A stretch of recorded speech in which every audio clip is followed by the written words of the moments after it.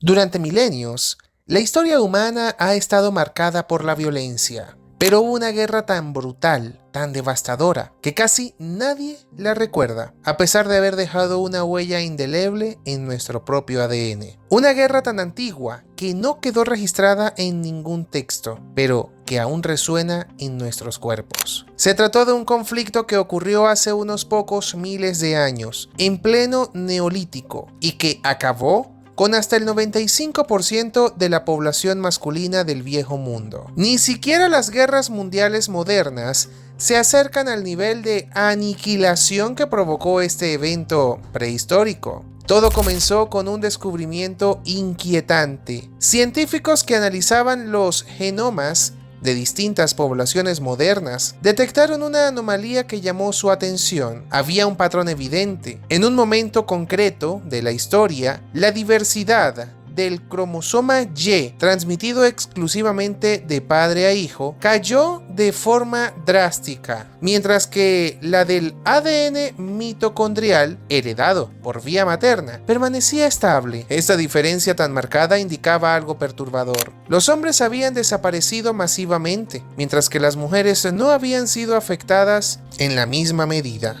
El resultado fue un cuello de botella genético que dejó cicatrices invisibles, pero persistentes en nuestra herencia biológica. Lo más alarmante no era solo la existencia de este colapso masculino, sino su magnitud. Según las estimaciones, el número efectivo de varones en regiones como África, Europa, Asia y el Medio Oriente se redujo en un 95%. Una pérdida tan extrema que proporcionalmente sería como si hoy desaparecieran casi 4.000 millones de hombres en todo el mundo, quedando apenas 200 millones. Esta cifra no tiene precedentes en los anales de la historia humana. No se trata de una hipótesis sensacionalista, sino de un hecho respaldado por el análisis genético de múltiples poblaciones actuales. La explicación más plausible para este fenómeno es una sola: una oleada de violencia sistemática, prolongada y generalizada. No una guerra entre naciones, porque todavía no existían como tal, sino una cadena continua de masacres, asaltos y conflictos tribales entre comunidades neolíticas. No se trataba de batallas aisladas, sino de un estado casi constante de confrontación donde la supervivencia dependía de la capacidad para matar o morir. Lo más estremecedor es que este conflicto silencioso, sin nombre y sin crónicas escritas, ha sido confirmado por la arqueología. Se han identificado más de 250 yacimientos en Europa datados del Neolítico, donde se han encontrado restos humanos con signos de muertes violentas. En muchas de estas tumbas colectivas, las víctimas presentan heridas provocadas por armas contundentes o cortantes, cráneos partidos, huesos fracturados y esqueletos esparcidos de forma caótica son una constante. Y aunque en muchos casos no se conservan evidencias directas del arma que causó la muerte, el daño es tan claro como brutal. Uno de los descubrimientos más impactantes fue el de la fosa del Taeim, en la actual Alemania. Allí se encontraron los restos de al menos 34 personas asesinadas con una violencia aterradora. Lo más inquietante es que ninguna de las víctimas presentaba señales de haber intentado defenderse. Sus heridas estaban todas en la cabeza, como si hubieran sido ejecutadas mientras huían o estaban inmovilizadas. Las armas empleadas iban desde herramientas agrícolas como hachas y adces, una especie de azuela neolítica, hasta flechas y objetos contundentes. Este patrón de muerte sugiere un ataque repentino, premeditado y dirigido con precisión a exterminar sin dar opción de respuesta. Las cifras por sí solas son demoledoras. Otro estudio realizado sobre los restos de más de 230 antiguos agricultores neolíticos se encontró que más del 10% tenía heridas relacionadas con armas, tanto curadas como mortales. Otro hallazgo en España reveló que un 23% de los individuos analizados mostraban señales de violencia, y en particular los hombres y adolescentes eran las principales víctimas. Los restos de 138 personas demostraron que los hombres representaban el 97% de las muertes violentas no curadas y el 81% de las heridas ya sanadas, lo que indica que era común ser atacado más de una vez en la vida. A pesar de lo impactante de estos números, aún se quedan cortos frente a la cifra genética. Parte de la explicación se debe a que muchas muertes violentas no dejan huella en los huesos. Solo el 15% de los ataques con armas cuerpo a cuerpo producen lesiones óseas detectables. A eso hay que sumar las enfermedades, infecciones, inanición y otras consecuencias indirectas de la guerra que también diezmaron a la población, especialmente a los hombres en edad de combatir. Y lo peor es que la violencia no se limitaba a simples enfrentamientos. En muchos casos, los hallazgos arqueológicos hablan de auténticas carnicerías. En Exheim, otro sitio de Alemania, se descubrió una fosa común con los restos de más de 1000 personas. Todos habían sido asesinados de forma metódica y brutal. Muchos fueron desmembrados, sus huesos rotos deliberadamente para extraer la médula y sus cráneos abiertos como si fueran parte de un ritual macabro. Algunos cuerpos mostraban signos de haber sido cocinados y otros incluso tenían marcas de mordidas humanas. Este grupo practicaba una forma de canibalismo ritual, probablemente con un trasfondo religioso o simbólico. En otros casos, los cadáveres fueron hallados sin brazos o piernas, y algunos cráneos estaban clavados en picas cerca de las entradas de los poblados.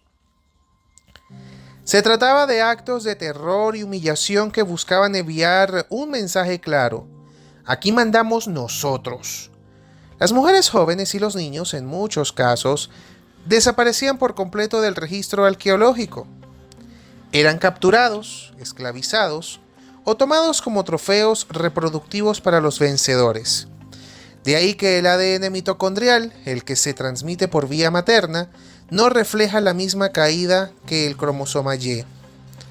Las mujeres sobrevivían, pero los hombres eran aniquilados. Este comportamiento sistemático no era exclusivo de una región. Se ha documentado en múltiples zonas de Europa y Asia. Las armas variaban desde hachas de piedra hasta mazas, cuchillos, lanzas y arcos. Sin embargo, la defensa era escasa o inexistente. La mayoría de los hombres no contaban con armaduras ni escudos. Vestían con telas rústicas, pieles o fibras vegetales. La posibilidad de protegerse era mínima. Crecer, simplemente llegar a adulto, ya era un logro en ese mundo. La esperanza de vida para un varón era de apenas 20 a 33 años, con suerte. La raíz de la violencia no fue únicamente territorial, fue el resultado directo de un cambio radical en la forma de vivir. La revolución neolítica, que marcó el paso de sociedades nómadas de cazadores y recolectores a comunidades agrícolas y sedentarias, supuso una transformación total. Con las aldeas vinieron los excedentes de comida, la propiedad, la jerarquía y la codicia. De pronto, el saqueo tenía recompensa. Al atacar un asentamiento enemigo se obtenían víveres, mujeres, armas y poder. Los hombres, por el contrario, eran obstáculos, competidores, enemigos, objetivos a eliminar. Así, nació una época en la que la guerra no era un evento extraordinario, sino el día a día. No había treguas, ni tratados, ni diplomacia. Solo violencia constante, hasta que los linajes masculinos se extinguían por completo. Grupos enteros eran erradicados de la faz de la tierra, sus hombres asesinados y su legado borrado. El resultado fue un desbalance sin precedentes en la proporción entre hombres y mujeres, con algunas estimaciones señalando que las mujeres llegaron a superar en número a los hombres por 17-1. Mientras las aldeas crecían y las estructuras sociales se volvían más complejas, también lo hacían los motivos para asesinar. No se trataba solo de robar alimentos o capturar esclavos, sino de eliminar al enemigo antes de que él lo hiciera contigo. La desconfianza reinaba y las comunidades comenzaron a cerrarse sobre sí mismas, formando clanes profundamente unificados por lazos de sangre. De esta reorganización surgieron grupos patrilineales, donde los hombres compartían el mismo linaje, el mismo cromosoma Y, y defendían con violencia su territorio y su legado genético. Este nuevo orden social acentuó aún más la vulnerabilidad de los varones. En estos clanes las mujeres podían ser intercambiadas, secuestradas o absorbidas por otras comunidades, lo que les daba mayor movilidad genética.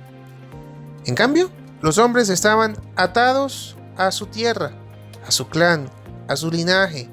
Eran los protectores y los objetivos principales.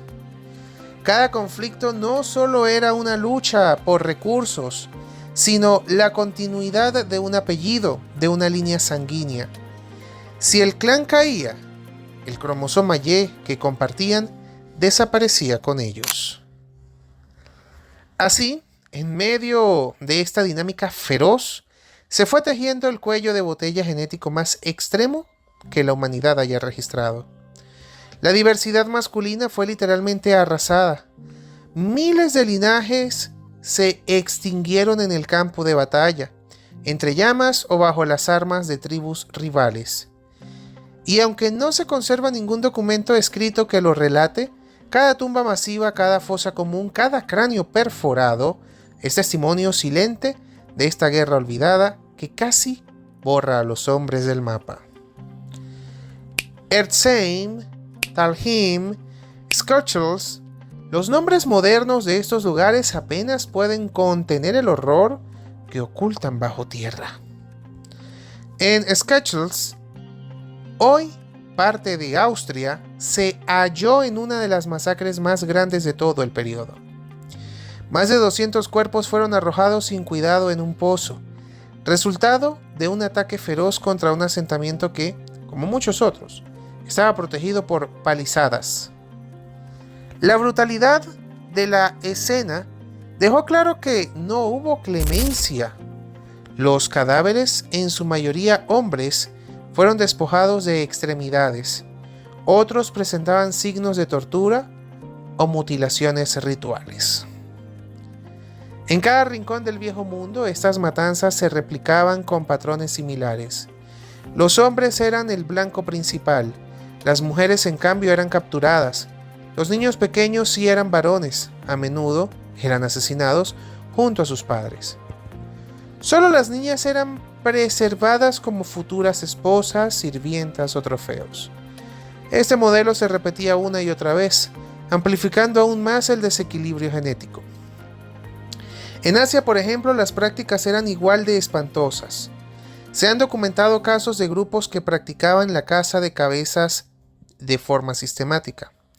La decapitación no era solo una técnica de ejecución, sino un símbolo de poder.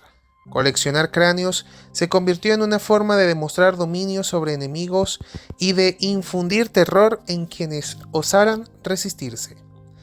En algunas culturas las cabezas eran exhibidas públicamente o enterradas en lugares simbólicos. La violencia, además de efectiva, se convirtió en un lenguaje cultural. A medida que se perfeccionaban las tácticas, también lo hacían el armamento. El Neolítico fue una era de invención, no solo en la agricultura, sino también en el arte de matar. Hachas pulidas, mazas de piedra, puntas de flechas afiladas, cuchillos de sílex, garrotes, lanzas, hoces modificadas para el combate. La lista es larga. Aunque no existía aún una armadura formal, los atacantes conocían muy bien los puntos débiles del cuerpo. La cabeza, el cuello y la espalda eran los blancos preferidos. La presión con la que eran ejecutados muchos ataques habla de una experiencia acumulada en siglos de derramamiento de sangre. Lo irónico es que este auge de la violencia coincidió con lo que debería haber sido una de las grandes revoluciones positivas de la humanidad: el desarrollo de la agricultura. Este salto permitió a los grupos humanos establecerse, cultivar alimentos y alimentar a poblaciones crecientes. En teoría, significaba menos necesidad de moverse, más seguridad alimentaria y mayores oportunidades de cooperación. Pero en la práctica también significó concentración de recursos, tierras codiciadas y un aumento exponencial en el deseo de controlar todo eso. La sedentarización trajo consigo una paradoja letal. Al dejar de ser nómadas, los humanos se convirtieron en presas fáciles para otros humanos. Las aldeas fijas eran objetivos visibles y vulnerables. La riqueza acumulada en forma de cosechas, herramientas, ganado y mujeres reproductivamente valiosas se convirtió en un botín demasiado atractivo como para ser ignorado. Los grupos más agresivos, organizados y despiadados impusieron su dominio a través del miedo y la espada. Además, la aparición de jerarquías internas, jefes, clanes dominantes, castas guerreras, marcó un antes y un después. Las decisiones ya no eran tomadas de forma colectiva, sino por líderes con intereses estratégicos. La guerra dejó de ser una necesidad para convertirse en una herramienta de poder. Matar no era solo sobrevivir, sino expandirse, conquistar, multiplicarse genéticamente. El éxito reproductivo de unos pocos hombres a costa de la aniquilación de miles explica también cómo ciertas líneas del cromosoma Y llegaron a ser tan dominantes en ciertas regiones del mundo actual. Este fenómeno no ha sido igualado desde entonces. De hecho, si no fuera por el avance de la genética moderna, probablemente seguiría oculto entre los pliegues del tiempo. La ciencia ha permitido rastrear los rastros invisibles que dejaron estas masacres en nuestro material genético. En muchas poblaciones, los linajes masculinos muestran una diversidad extremadamente limitada en comparación con la femenina. Esto es una cicatriz ancestral, una señal de que, en algún momento, la historia casi nos reescribe por completo. Incluso hoy, algunos grupos humanos no han recuperado la diversidad genética que existía antes de esa época. El cuello de botella fue tan brutal que dejó una marca permanente en nuestra evolución. La memoria colectiva no lo recuerda porque no había lenguaje escrito que lo documentara. Pero los huesos, los asentamientos arrasados y las secuencias genéticas no mienten. Durante siglos la humanidad vivió sumida en un estado de guerra perpetua que moldeó quiénes somos, cómo nos organizamos y por qué ciertas formas de violencia aún nos parecen tan naturales. Y mientras la humanidad evolucionaba hacia formas más sofisticadas de vida social, este periodo oscuro empezó a disiparse lentamente. No fue una transformación inmediata. La violencia no desapareció, pero sí cambió de forma. A medida que las sociedades se volvieron más grandes, complejas y estructuradas, surgieron mecanismos para moderar el conflicto. El comercio, la diplomacia, las alianzas estratégicas e incluso la religión comenzaron a desempeñar un papel de cohesión. Lentamente el caos fue dando paso al orden, aunque con muchas recaídas en el camino. Sin embargo, la historia genética de este evento sigue viva, no solo en el ADN, sino en las lecciones que esconde. Nos recuerda que no siempre fuimos civilizados, que antes de la escritura, antes de los imperios, antes incluso de las ciudades, hubo un tiempo en el que los humanos vivíamos bajo el mandato del miedo. Un tiempo en el que sobrevivir significaba destruir y donde cada amanecer podría ser el último. Hoy, desde la comodidad de un mundo moderno, lleno de leyes, estructuras políticas, redes globales y derechos humanos, al menos en teoría, resulta casi imposible imaginar el nivel de violencia con el que nuestros ancestros vivieron durante el Neolítico.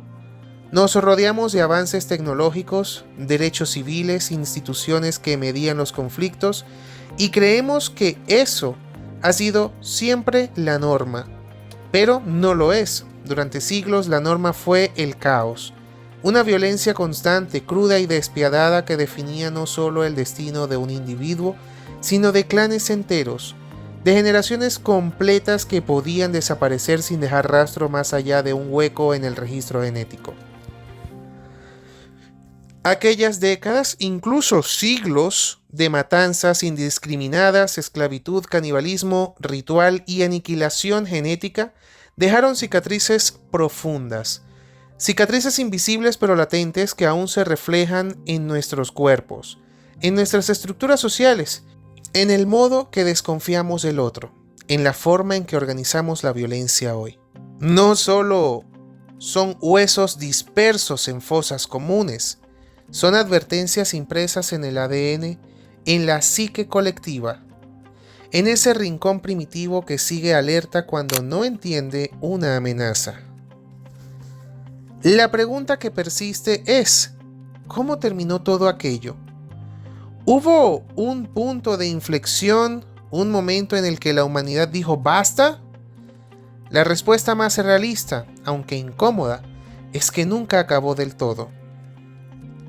La guerra como fenómeno ha acompañado al ser humano desde sus orígenes. Es parte de nuestra evolución, tan antigua como la cooperación, tan fundamental como el lenguaje. Lo que ha cambiado no es la existencia del conflicto, sino sus formas, su escalada, sus justificaciones. La brutalidad sigue ahí, solo que más camuflada, más regulada, más institucionalizada. No fue sino hasta hace apenas un siglo que comenzamos a ver una disminución significativa en la frecuencia e intensidad de los conflictos armados a escala global. Desde la Segunda Guerra Mundial, el mundo ha transitado por una transformación inédita. El número de guerras iniciadas anualmente ha ido descendiendo de forma constante.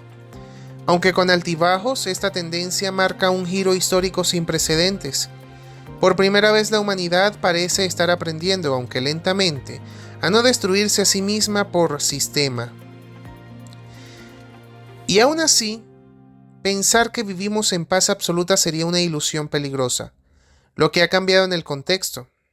Hoy contamos con sistemas legales, mecanismos de mediación internacional, instituciones que intentan sofocar los conflictos antes de que estallen. Las armas siguen existiendo, pero el botón no siempre se presiona. La violencia persiste, solo que bajo nuevas reglas, nuevos discursos. La memoria genética de aquella guerra prehistórica olvidada sigue viva, no como un trauma recordado, sino como una estructura silenciosa, una advertencia escrita en la misma base de lo que somos. Esa guerra sin nombre, esa sombra silenciosa que se extendió por generaciones, nos enseñó algo esencial, que el progreso también puede ser una maldición si no viene acompañado de empatía, entendimiento y límites. La agricultura nos dio sustento, pero también nos hizo codiciosos. La organización social nos dio seguridad, pero también exclusión. La sed de poder nos convirtió en arquitectos de nuestra propia extinción genética. Y sin embargo, sobrevivimos. Como especie, logramos salir del abismo que nosotros mismos cavamos.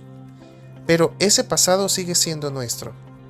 No como una carga que debamos arrastrar con vergüenza, sino como un faro.